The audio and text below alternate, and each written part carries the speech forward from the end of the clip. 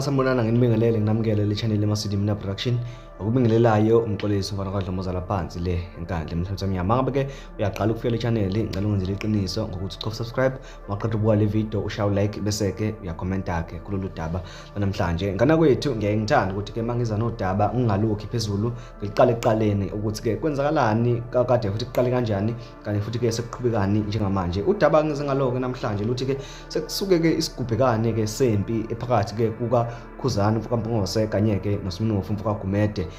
emva ke kokuthi ke uSminofu enzeke ihlaya ngoKhuzani enzeke ihlaya ngokushaywa kukaKhuzani ke ngathi shawa le emcimbini ke wokuhlukanisa unyaka wawule ngiyacabanga ukuthi lo mcimbi wawukade ke use Richards Bay lapho khona uKhuzani afike khona washawa khona ke ngamabhodlela nakho ke ezilandelelwa ke utshatha emva kokuthi ingoma yakhe ke ihlukanisa unyaka uthe ke uma ngabe sekuyi6 zika January ku2024 lapho khona kwakade ke wonke umuntu esemdletsheni eyobungaza ke ukuhlukanisa kuyobungazwa ke ingoma kaMthandeni igcokamilisha as i song of the year iParis lapho khona kuSminofu afike khona enza ke ihlaya ngokushaywa kukaKhuzani eshaywa ke ngamabhodlela ethi hawu pho mina ke aningishayi ngani pho mina ningiqoshi ngani ke stage ngoba uyibonile ke ivideo ke kade iqala kanti futhi sasophinda uyibone ke ivideo mayilokhu iqhubeka ebuza uSminofu futhi awupho mina ke aningishayi ngani ngamabhodlela pho mina ningixoshi ngani ngoba ningithanda yini wasethi ke hayi qhubekani ke ningithande iParis yona song of the year oh uKhuzani kushuthi ke ubelokho eyibuka ke le video lokho itrenda ngoba sekudlule izinsuku eziningi lokho ke yenzeka ngicabanga ukuthi ke sekudlule mhlambe 8 days noma sekudlule 11 days yenzeka le nto leyo uKhuzani wayivusa ke namhlanje indaba uyakhala uKhuzani uthi hey Sminofu mfowethu lento eyenzile angithandi ushaye ke uhehebo olingaka le paragraph lapha na Facebook echaza ukuthi lensizwa kuSminofu kanje lento le yayenzayo akayithandi wrong futhi lento ayenzayo ukuthi ke ahlekise ngale yanto le yakuthi washawa ngamabhodlela ahlekise ngemisbehavior yabalandeli uze ke futhi wabalisa nangokuthi lento ke akayenzayo ukuphehla impi iwukuqala ukulimazana ke nokungazwani phakathi nje kwabalandeli bebodwa ngikhumbuza ukuthi kwakwenzeka ngomunye unyaka abalandeli kukhona ke umculo wesestage ngicabanga ukuthi uKhuzani kumnandi ke performwa kunje ya kwenzeka ke isimo sokuthi ke kugcine kulimala umlandeli ngenxa yazo ke izinto ezifana nalezi walimala umlandeli wadlula ke emhlabeni ngiyacabanga ukuthi kwakade kumlandeli ke kaKhuzani ke lento ke yenziwa uSminofu ikhuzele lokho ukuthi uyasaba ngoba lento ayiqalayo ingase ke iphinde ke ibuyise khona ke lokho kanza kwethu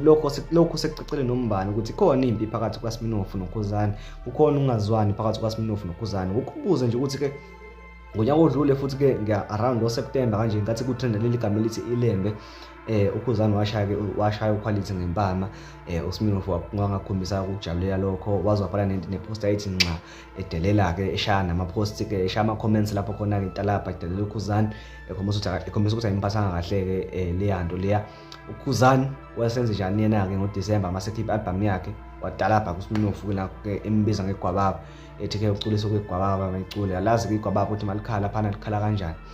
washo uKhuzani nje okunye ke uculisa kwegwababa okunye kuyikhehle lidala egadla ke uSminofu kanye ke naye ke lapha ubaba ugadla wakanximala uSminofu ke naye ke wenza ipost ke emva kokuthi alalele album kaKhuzani eshuthi we kanti shuthi wayekhomisa khona ukuthi hayi uKhuzani ke ucule ke umsangano impi yabo ke iyaqhubeka ke njengamanje uKhuzani ke umkhozile uSminofu wathi lento akayenzayo akayifuni futhi ke iyamdina mayizoqhubeka kanje khona ke uzomethoza uke uthema esephetha ke watshela abalandeli bakhe ukuthi uyacela ukuthi bengamshayi message bengambuyi bengenzi lutho bamiyeke nje aperforme kahle wasemtshela ukuthi Sminofu mangabe uyodlala mangabe uqashiwe stage hamba ufike ucule uperforme kodwa ke uhlukane ke namagama abanye abaculi uSminofu wenze njani ke emva kwalapho 2 hours later yapost uSminofu uthi we yabona ke nje uma ungisukela kanjeni webhodi ngizosuke nami nguphendule lento le inobuhlaziya ihamba nokuhlaziya phakathi angeke uvesane nje uyikhe phezulu cha futhi ke uSminofu ke uphendulileke naye wathi ke akangasukelwa ke yena ayikho ke into akayishiya indaba eziningi uSminofu ulokho eveza lapha kuma comments mangabe mhlawumbe uzofika ufunda ipost bese uyaphuma uhleke bese uyaphuma angwaqedi kumele uhlale laphana kuma comments umculo lokho evela nje lapha lokho ekuveza ke ukuphawula kwakhe lokho eqhubeka ke echaza ukuthi ke ukanje nakanje impi ke isukile ke phakathi ke kwalezi insizwa ke zombili. Abantu abaningi baphawulile ke bathi uKhuzani ubonakala njengomuntu onomona ukuthi ekugcineni uMthandeni Gqomolisha useze waba naye kumculi ke akazwana naye umculi ke athi ke uyofa ke lapho ke afa khona, njengoba ke sazi ukuthi ke abaculi abaningi bebenovalo okanye ke bebengathanda ukuzimatanisa noMthandeni. Kuyaqala nje nqa ukuthi ke kube khona umculi kaMaskandi ke ocheme ngalendlela ke noMthandeni Gqomolisha aze atalaphe ngisho ke uKhuzani. Uma ngabe ke unjoko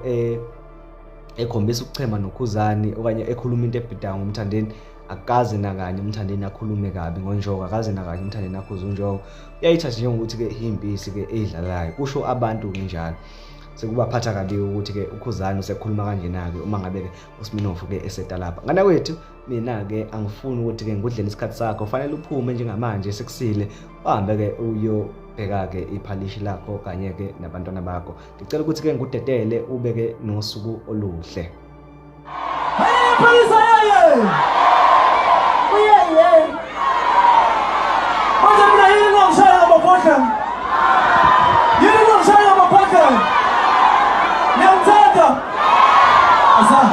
Asante.